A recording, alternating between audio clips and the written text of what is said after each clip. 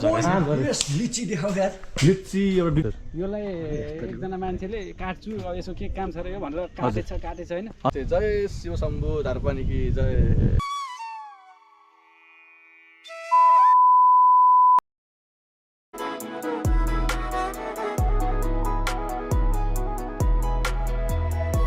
स्वाट हामी यता पुगिसक्यौँ। हामी छ मैले धारपानीमा अनि यहाँ अगाडि एउटा पुलिसको भिड छ हेर्न सक्नुहुन्छ। श्री पाण्डेश्वर महादेव धाम यहाँबाट प्रस्थान भइसक्यौँ। यहाँ हुनुहुन्छ हाम्रो दादा धारपानी हामी हिँड्दैछौँ टक्क धारपानी ऊ पर एउटा ताल रहेको छ कस्तो दामी है हेर्न सक्नुहुन्छ। त्यहाँ टक्क हेर्न सक्नुहुन्छ 108 धारा कसले बनाउनु भएको यो साँडेलाई चाहिँ मान्नै पर्ने खालको कलाकार हुँदो रहेछ। हजुर हैन हजुर हजुर यो साँडे त साँडे होइन मुसालाई हो आफू यस्तो छ धेरै जान्ने भयो साँडे हो कि भन्ने नि धेरै जस्तो ठाउँमा साँडे भएको हुनाले अलिकति कन्फ्युज पनि हुन्छ मान्छेलाई। तर पुच्छर त के भयो त्यो पुच्छर चाहिँ साँडेको यहाँ विष्णु भगवान् हुन्छ पर है दर्शन गरौँ सबैजनाले ल। 108 शिवलिङ्ग यहाँ छ।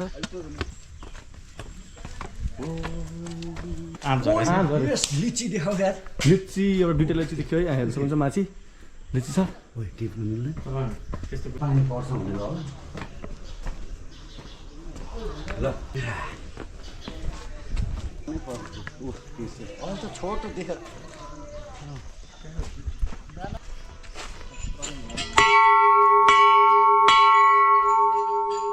हामी अहिले धारपानी यहाँबाट तपाईँहरू सुनको जान सक्नुहुन्छ। यस्तो दामी नाउ छ हिँड्नुपर्छ वाक गर्दै ल यहाँ दायाहरूको नि आउनुभयो एकदम ठुलो त्रिशुल धारापानी नेपालको सबभन्दा ठुलो त्रिशुल।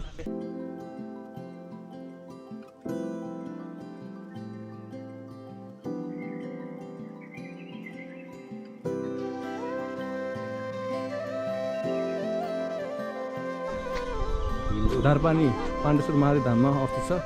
यो चाहिँ हाम्रो घोराई 5 मा पर्छ। घोराई 5 मा पर्छ यो छ। मैले दाङको सबभन्दा ठुलो विश्वको त्रिशुल पहिलो विश्वको ठुलो त्रिशुल भइहाल्यो।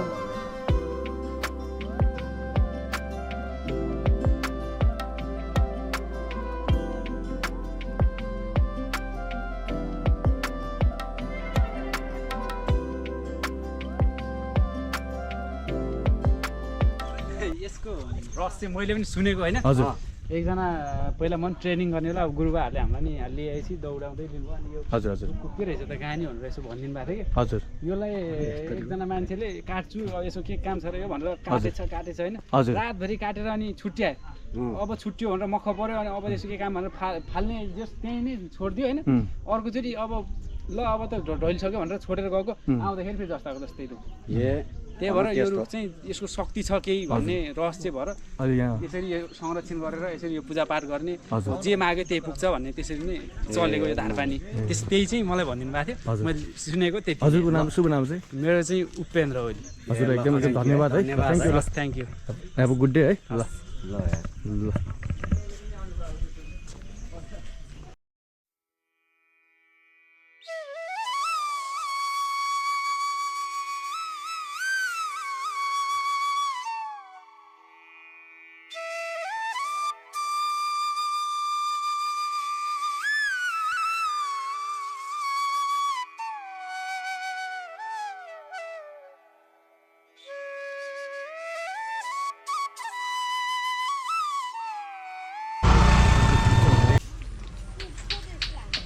एकदम दामी छ टेस्ट एकदम बवाल छ है एकदम रमाइलो भइरहेको छ।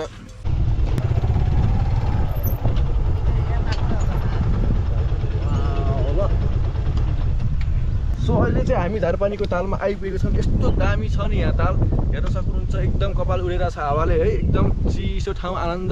यहाँ आएपछि यस्तो देख्न सकिन्छ प्वाक देखा यस्तो राम्रो छ प्वाक। नमस्ते जय शिव शम्भु धारपानी की जय।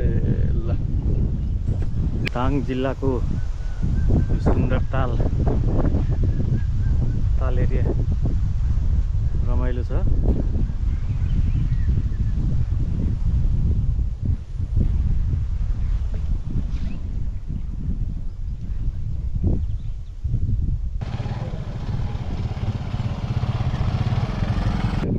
चाहिँ धारापानीको दाङ जिल्लाको धारापानी वरिपरि